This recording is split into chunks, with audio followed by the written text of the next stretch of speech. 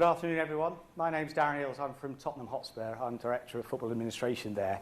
I've been with the club now. I'm on my second season, and high on my list of things that I'm worrying about at the moment, alongside Harry Redknapp, is the whole issue of our new training ground, which is going to open up in the summer. We're hoping to get it ready for the start of next season. That's been about 10 years in the offing, finding a site with planning permission, all that whole sort of issues. And for the last 6 years, we've had KSS as our partners.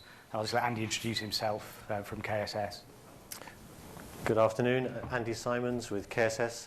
We are sports architects. As Darren mentioned, we've been working with Spurs for quite some time, and we're just completing their EPPP or E3P compliant training ground this summer in July, and shortly to commence on the main stadium. We're also going to mention our work with Brighton Football Club. We just finished their stadium last summer, and we're just about to start their training ground. And this presentation will give you a few lessons learned from those two projects. I'm not sure if many of you were at the main auditorium yesterday, but we had a talk on player and coach development with Patrick Vieira, Stuart Pearce, David Sheepshanks was there from the FA talking about St George's Park. And one of the things that was mentioned was the E3P. Now this is the vision for the future development of the game. Both the Premier League, the Football League and the FA are all in it together. And the whole idea about it is to try and create more homegrown players. And obviously that's a benefit to both the clubs and the national game. From a club's perspective, the fact is if you've got homegrown players, you're not having to spend money on signing foreign players. But also at the national level, we're hoping to increase the players that are coming through the system so that the national team are in a better position. So there's many benefits from it. This slide just gives a few of the examples that the E3P is aiming to achieve. Now, the E3P is about creating this elite environment to give the chance for English players, homegrown players, to actually catch up with what's been going on really in Europe for quite some time. And it's fundamentally about increased contact time and a dedicated academy system at last within the UK. So the elite environment that the document, the framework establishes, is to give some time and space for these academy boys to develop. To give them this environment that is challenging, it's developmental and it's inspirational. Gives them a chance to grow as people, not just winners, gives them a chance through their various age stages to develop their skills before they develop the desire and the attitude to win at all costs. It's a broader spectrum of an environment, a learning environment. We saw yesterday that Burton will create some outstanding coaches for us, and these elite environment academies will give each of those age-relevant coaches a proper environment to excel.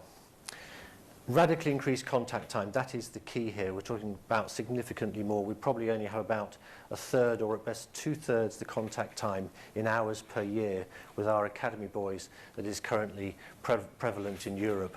And that's really the fundamental difference in the programme, and certainly the difference between a Category 2 and a Category 1 facility. But the background here is this wider personal development.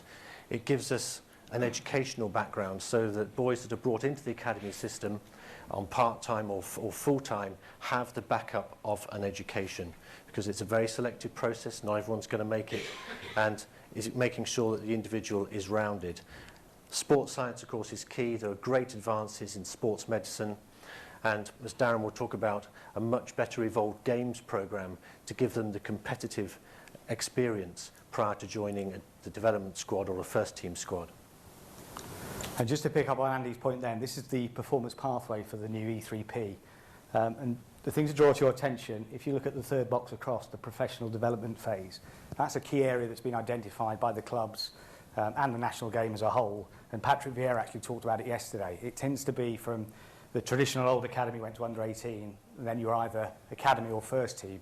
And we were losing players within that transition period from 18 to 21. So you'll see from the slide, the academy now goes to under 21. That is the concept. The idea is to try and pick up that age group and try and find some focus and a transition through to the first team. Now, the other important thing to bear in mind, though, is that players will develop at different rates. So to use Tottenham as an example, Jake Livermore this season, he's 22. He's actually broken into the first team. He's had about 32 appearances. He's our 5th most capped player this season. but he'd had a handful of sub appearances up until now, so it's taken him a lot longer. On the other hand, if you take someone like a Wayne Rooney or Gareth Bale, they're going to be playing first team football from 17 upwards. And actually, when, as part of the legal advisory group, we were drafting the rules for the new E3P, we had to actually make an amendment, because originally an academy player was anyone up to under 21, and there's certain obligations about a performance clock. You have review meetings with parents every 12 weeks.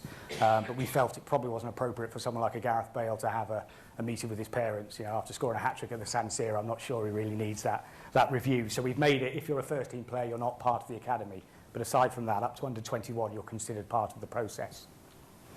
I mean, but although it's a prescriptive framework aiming at excellence, it's not so prescriptive that it denies the clubs their ability to express their own ethos, their own footballing ethos. It specifically allows that freedom.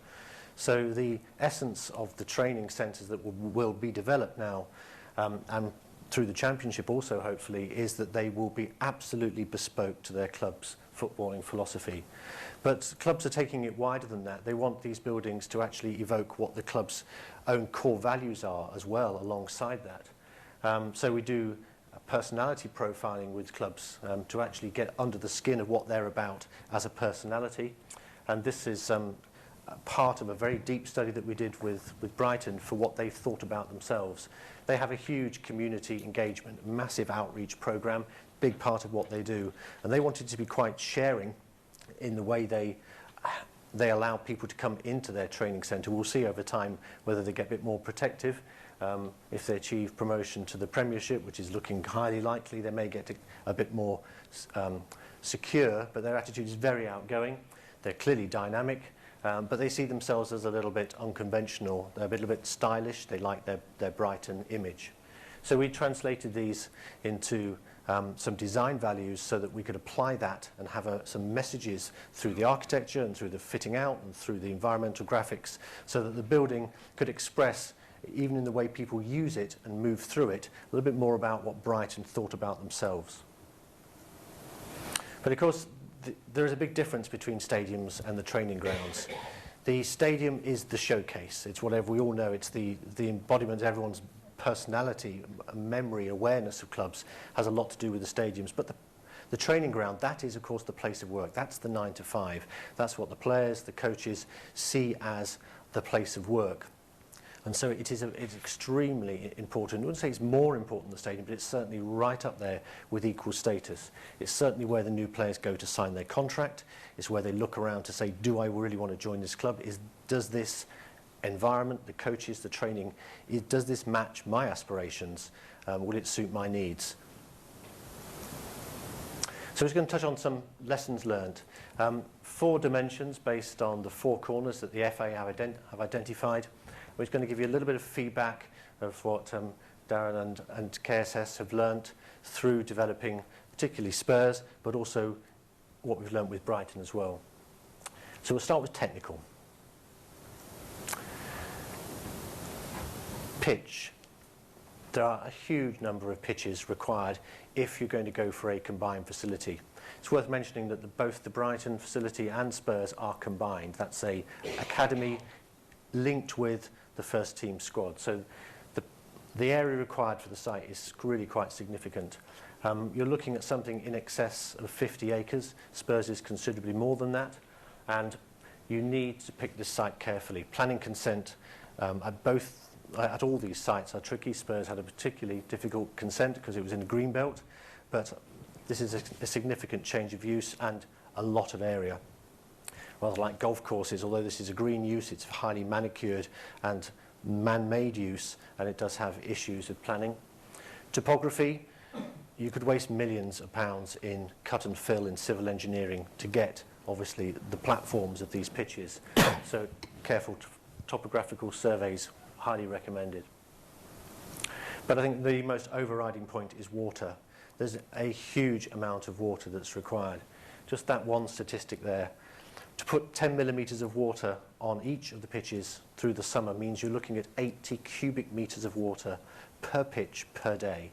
Times that up for a 14, 15, 16 pitch facility, and that's a massive amount of water. So the most singular piece of advice I would give you if you're looking at site searching is find the geology that can give you a water borehole with an extract license. Because if you're taking that water off a potable source and paying normal rates, it will cost a fortune. Security is another important aspect of a new training ground, and this is one area that I can't wait to get to the new training ground. Spurs Lodge at the moment where we train is a very difficult site from this perspective. We have a public road that runs right by the front of the training ground, and that's why, I mean, you'll know on the final deadline day, Harry's always giving interviews coming in and out of the training ground because we can't manage that because it's a public highway. Our problem's compounded by the fact that our site's actually split with a right-of-way. So, I mean, the best example of this I can give was when we had David Beckham training last January. It was incredible, really, the sort of the paparazzi and the public interest that we had. And we'd spent a lot of time trying to get it all sorted with insurance issues so that he could train with the club while he was over from the MLS. And we'd finally agreed after sort of 3 days of through the night's negotiations. And he was then out training with the first team. I was in my office having a well-earned cup of tea, I felt, had Sky Sports in the background, and suddenly the yellow ticker came on, David Beckham injured in training. So I nearly sort of spilt my tea over me, ran outside to see what was happening, and as I was getting out there, David Beckham was coming off the pitch, and he seemed to be walking okay, so I sort of went up to him, a little bit frazzled, "David, are you okay? What's up?" And he sort of looked at me a little oddly and said, "Yeah, no, I'm fine," and sort of carried on walking. I went to the physios and said, "You know, what's happened? We've had it on Sky Sports." And actually what had happened is he'd had a blister because he had some new boots on. They'd taken his boot on, put a plaster on, and a rather keen Sky Sports guy who was up on a stepladder had obviously seen this and had broken this news that there was this terrible injury. So thank goodness he was okay. But what we've got at the new site is brilliant. So 24/7 security. We've got the ability to keep out the paparazzi so they're not looking at training, trying to get sort of stories. So that's an important factor that the new training ground will have. Yeah, certainly, isn't it? If you don't have the fortune to have a site that has natural coverage or natural privacy, then you'll inevitably find yourself installing that, certainly around the first team facilities. Another issue that needs some thought is that with the parents. Now, they're not usually as bad as the example here from an FA campaign, but it is a factor you need to think about, and it's about getting the balance right between you want the parents to feel accommodated, we want them to bring Johnny to the training ground and choose Spurs over Arsenal, for example, but you want it to be able to be managed so that they're not shouting at the coaches, shouting at their children, so it's a way of getting that balance. Another issue that clubs face, and every club's got to face this, is what to do about the indoor centre that you need to have. So it's a mandatory requirement of the E3P. Size-wise, you can have a half-size pitch, that's okay. And so this is really a question for each club to consider on its own merits. At Tottenham, we've gone for a generous half-size, and I think that is probably the way that most clubs are going. Because the reality is, I think there was a school of thought early on that you would build a full size and the first team would use it if it was inclement weather. But the reality is that certainly at every club I've been at, the first team just aren't interested on training on an indoor surface, and in effect, you can use a half size is plenty enough. Yeah, agreed. Each of the clubs we've spoken to, there was an early perception that one of the key differences between Category 2 and Category 1 was the half size, full size, but I agree, a generous half size will certainly do it. And it is a very useful vehicle for that community engagement programme that you would potentially want to run. At Spurs, though, our generous half size, about 80 by 60, it's quite bespoke. As I mentioned, we had a greenbelt planning situation, a lot of visual impact issues, so we went for a bespoke structure. This is ETFE, which is those thin plastic pumped up pillows, very lightweight, elegant structure, and the pitch is actually suppressed about a storey into the ground to keep that height profile down. Obviously there's a cost premium for that, looks great, but it was planning driven. You don't need to do that if you have less sensitive sites. If you're in the half size pitch market, there are some very good bespoke systems out there. You can have some quite utilitarian ones there on the top, or Arsenal's here, which is the same system, but they've made it slightly more bespoke and personalised, opaque or translucent, depending on how you want to play it. These are quite cost effective and will certainly address that particular requirement of the brief.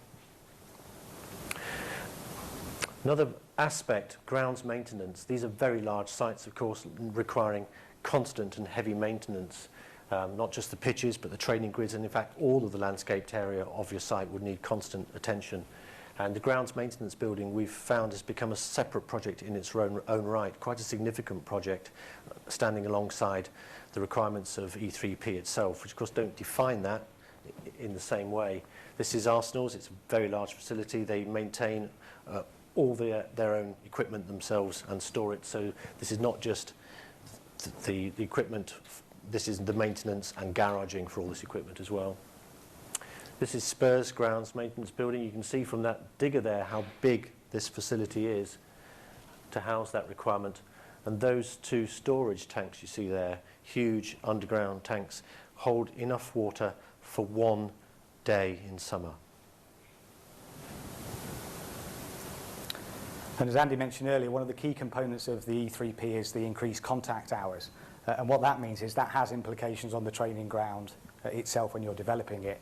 And certainly we found that as we've gone through, because not only do you need the more pitch space for the various levels, but also in terms of coaches, there's more bespoke coaching. So there's specific junior coaches for age groups.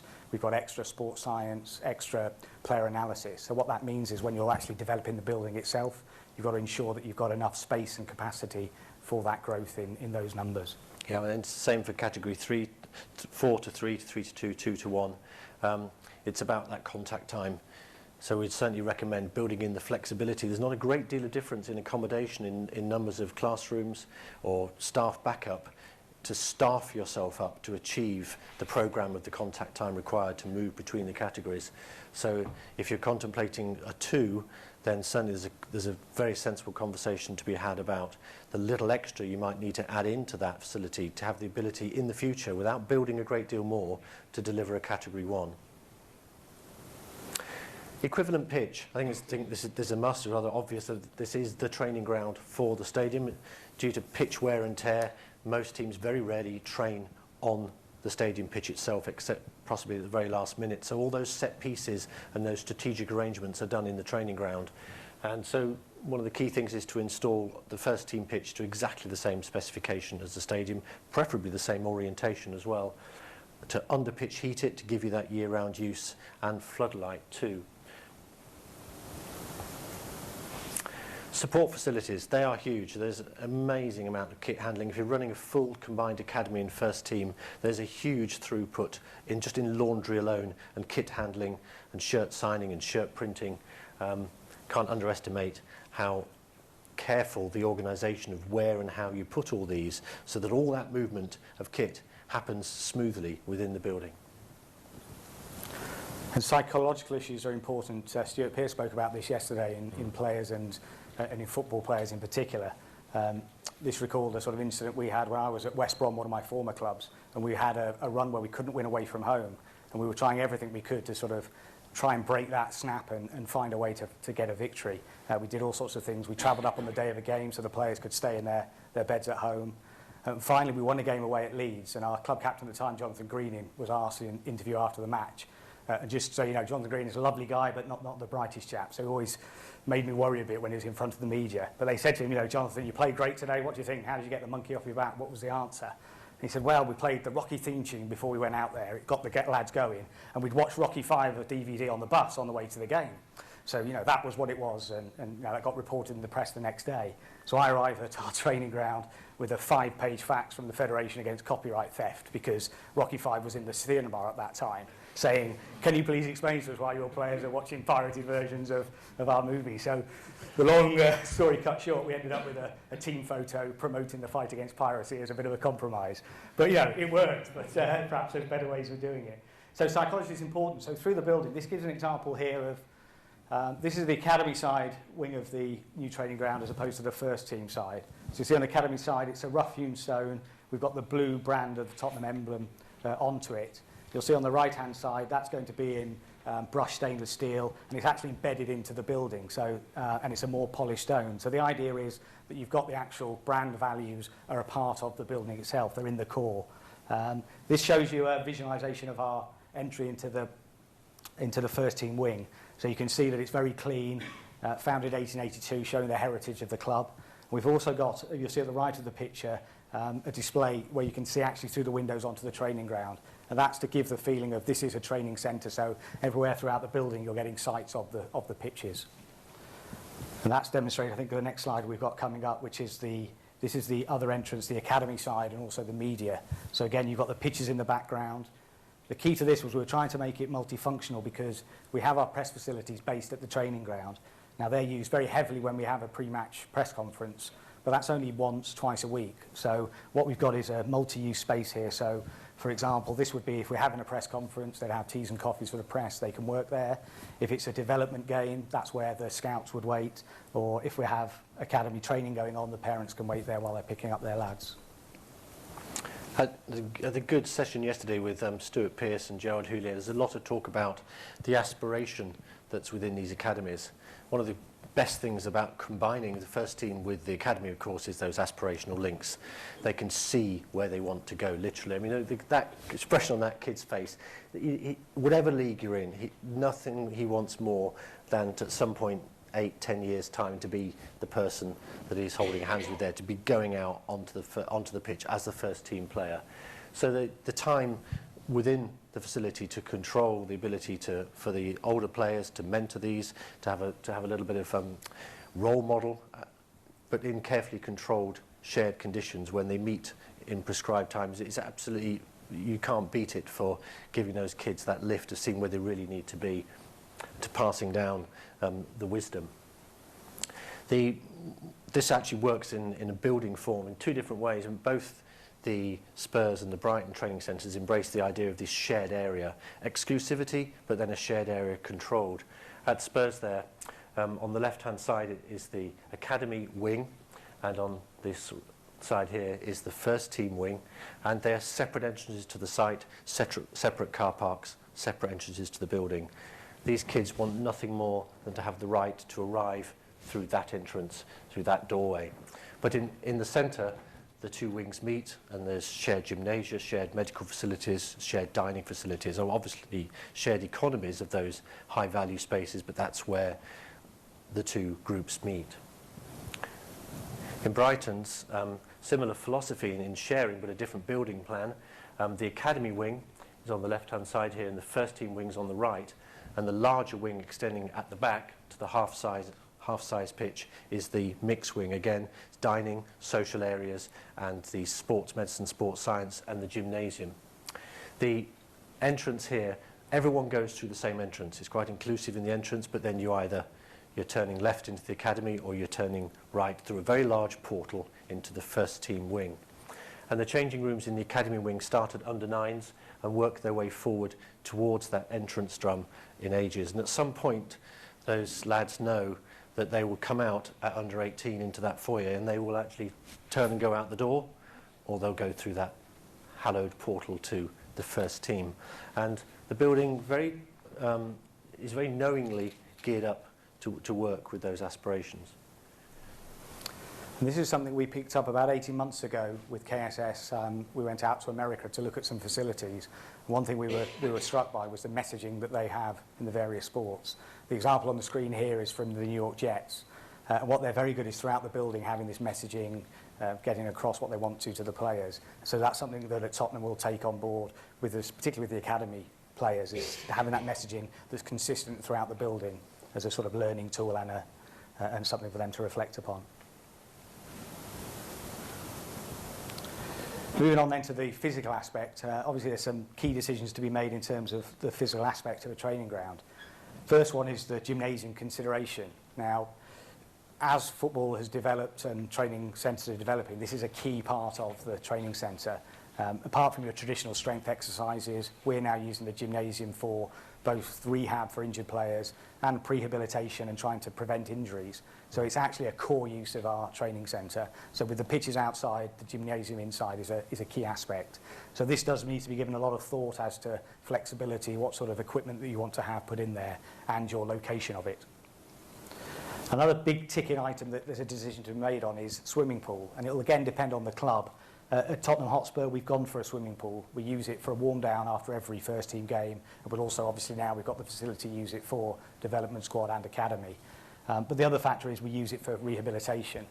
But to take an example, at West Bromwich Albion, one of my former clubs, there they have the University of Wolverhampton's only a stone's throw away. So for them, they've got hydrotherapy pools, but they don't need a swimming pool. It's just not cost effective. So again, it depends a little bit on the club, but that's something that you need to make a decision on. And there certainly are, these are big ticket areas. It's a good point. I mean, the recovery, the prehab, the rehab, the fitness training, there are lots of sports science and sports medicine attitudes, and the individual coaching teams within the clubs very much shape these facilities. But these are constantly emerging and changing trends. Altitude rooms, cryotherapy, hydrotherapy, resistance pools, big emphasis on physio, all these aspects change in priority and should we say fad, but the trends change. So flexibility within the wing and the area that is going to be the medical wing and the rehab wing linked to the gym is key, and some very careful thought about investing in some of these serious facilities. And last one on this section, generosity of space. Of course, there are some extremely tall players in the league, and it's a trend. I think most every team has got somebody 6'6", 6'7", 6'8". It's a rather obvious scenario to do, but door heights. I mean, the door heights at Spurs in the first team wing, they're 2.7 metres. The corridors are generous. The players can walk down as a group. They're not single file. It's about that feeling that the building is actually bespoke. It's made for them. It's respecting them and literally respecting their stature in the game. Yeah, and Andy's quite right about that point. I mean, I think, you know, for example, we could have gone to all this expense to build our great new training centre, and if Peter Krause was still with us and he had to stoop to have a shower, that's all we'd hear about. Forget about the great gym or the swimming pool. So it's those little things you've got to make sure you get right. Yeah. Next aspect is social, and this is, again, this is important for any football club, particularly, I think, you know, Tottenham building a new training centre. We want our players to use the facility. We want them to be at the training ground a lot longer. There's a number of reasons for that. We'd like them to be doing more of the training sessions. They can use the physiotherapy for massage. They can do some of their injury prevention activities. So our idea and aim is to try and keep them on at the training ground longer. The other aspect of that is we can watch their dining, because the more time they spend with us, the more we can be careful about what they're eating. Now, this is an example when we went to America of what they didn't do so well. This was a player recreational area, and I don't know about you, but that wouldn't inspire me to want to spend a great length of time. I particularly like the sort of pew-type wooden seat over in the corner. So that just wouldn't work. I mean, if you have a room like that room there, the players aren't going to be interested. And what we found, talking obviously to a lot of clubs when we were developing the new training ground, is this is something you've really got to do, either fully go at it and make it what the players want and bespoke it to them. If you do it half-heartedly, they just won't use it and it becomes a redundant space. So what we've done is we have a player committee at Tottenham Hotspur. We've engaged with them. We've talked about what the players want. And so it's going to be a flexible space, but with a variety of activities and things for them to be able to do. Michael Dawson, who's the captain and club captain, fancies himself as a mean table tennis player. He won the tournament we had pre-season tour last year. So I think it's a safe bet. I'm not giving anything away that we'll probably have a table tennis table somewhere in that room. The other issue, and this after security is one of the things I'll be most pleased about going into the new training centre, is the issue of dining. At Spurs Lodge we have a canteen, but it's very small, so it's difficulty from preparing the food, but also in terms of sittings. We have to have 4 different sittings just to fit everyone in there.